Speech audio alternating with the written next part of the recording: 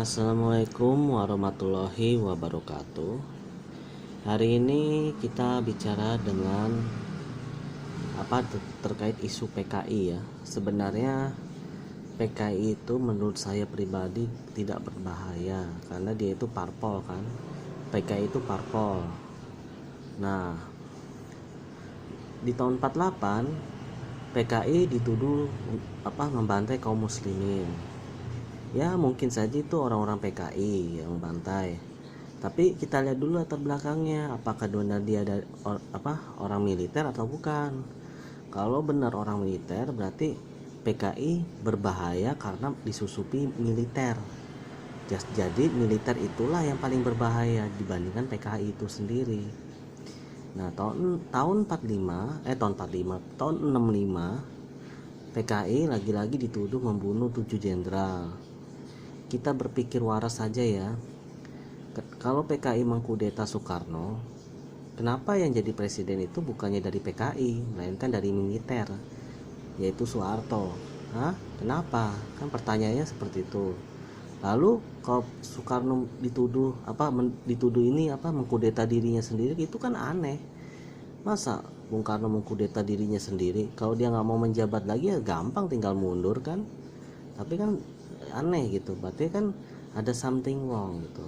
Dan CIA sendiri sudah jelas-jelas bahwa Soekarno itu dikudeta oleh Soeharto, dikudeta militer, tapi dengan merangkak, dengan halus melalui parlemen. Nah, PKI itu sebenarnya hanya kambing hitam. Yang jauh penjahatnya lebih kejam itu ya militer. Ketika militer masuk partai politik, dia akan lebih kejam dibandingkan komunis. Militer dengan fasisnya itu suka membunuh rakyat yang kritis kepadanya. Lihat saja 48, tragedi 48 itu. Sebenarnya yang membunuh itu kalau memang PKI, kita lihat dulu latar belakangnya. Kalau dia militer yang membunuh itu berarti dia militer lah yang bersalah, karena militer itu udah masuk ke parpol gitu. Jadi tahun 48 sebenarnya yang jadi tersangkanya atau pembunuhnya itu militer yang masuk ke PKI gitu. Nah, tahun 65 itu sama juga, militer yang membunuh 7 jenderal itu plus membantai 3,5 juta rakyat Indonesia. Bayangkan 3,5 juta rakyat Indonesia itu dibantai semua oleh militer, terutama dari AD ya. Pelaku utamanya siapa? Soeharto. Soeharto lah yang mengkudeta Soekarno, Soeharto lah yang membunuh Soekarno pelan-pelan, dan Soeharto lah yang membantai 3,5 juta jiwa rakyat Indonesia yang dituduh oleh Soeharto sebagai PKI atau komunis. Padahal mereka itu rakyat biasa yang miskin di zamannya, mengkritik Orde Baru, terus bahkan mengkritik tindakan Soeharto yang sebenarnya dia melebihi kapasitasnya sebagai mempangap ya. Waktu itu kan Soekarno masih jadi presiden, lah. Nah, ketika kritikan kita itu menyakitkan hatinya, akhirnya Soeharto membantai 3,5 juta yang dianggap PKI. Jadi tap MPRS tentang PKI itu hanya sebagai ilegal untuk membunuh orang. Nah, itulah kejamnya Soeharto dan militer ya. Bukan PKI yang kejam sebenarnya, tapi karena disusupi militer, PKI jadi kejam. Itu aja sih. Nah, terkait zaman sekarang, Pak Jokowi, saya kagum sama dia. Dia benar-benar memberikan keadilan terutama bagi rakyat Papua ya, dari segi ekonomi maupun segi yang lain. Terutama sumber daya alam yang dikuasai asing sekarang udah balik ke Indonesia, walaupun tidak semuanya ya. Seperti Freeport ya, itu benar-benar saya kagum sama beliau. Beliau bukan dari militer, bukan jenderal ya, tapi dia dari sipil, tukang insinyur. Hebat kan? Nah, karena Jokowi benar-benar menegakkan kepentingan nasional di atas segalanya, dari situlah kroni-kroni Orde Baru, Cikeas yang korup itu mulai menggoyang-goyang kekuasaan Jokowi karena lahan korup mereka diganggu gitu.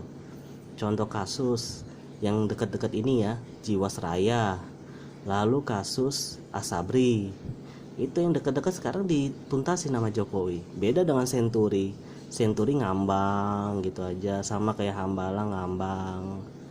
Itulah jahatnya kroni-kroni Cikeas dan juga Cendana. SBY dan Soeharto seharusnya dihukum mati, tapi sampai sekarang, sampai Soeharto meninggal, dia aman. Mungkin SBY bakalan aman kali sampai dia meninggal, ya kan. Itulah, hukum kita masih lemah karena masih apa istilahnya ya, hukum kita ini masih lemah terhadap mantan penguasa yang dari militer, terutama si SBY. Itu SBY seharusnya dihukum dia tuh, tapi mungkin dia seperti Soeharto kali, nggak dihukum sampai mungkin sampai dia meninggal ya. Terkait dengan Jokowi, PKI itu memang sebenarnya nggak ada PKI itu. Jikalau ada, emang kenapa? Apakah berbahaya? Tidak. Yang sekarang yang paling berbahaya itu ISIS.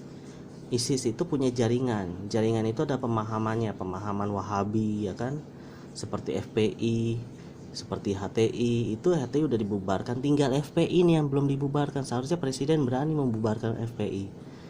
Kalau FPI dibubarkan, HTI udah dilarang, kenapa mereka masih bebas berkeliaran? Seharusnya mereka dibantai juga dong, sama layaknya seperti PKI. 3,5 juta jiwa dibantai semuanya. Seharusnya HTI juga kayak gitu, dibantai. FPI juga dibantai supaya Indonesia ini damai gitu. Tapi mereka masih berkeliaran, masih bebas, masih bisa merencanakan kudeta terhadap pemerintahan yang sah. Di mana keadilannya? Nah, saya berharap penuntasan kasus HAM 1965 itu harus ditegakkan, harus lewat pengadilan HAM. Cepet-cepetlah menerbitkan perpres pengadilan HAM ad hoc 65, 48 kalau perlu ya, dan hingga 98 supaya ini jelas gitu, sehingga korban-korban pembantaian itu dapat keadilan hukum dari pemerintah. Itu saja sih, bye.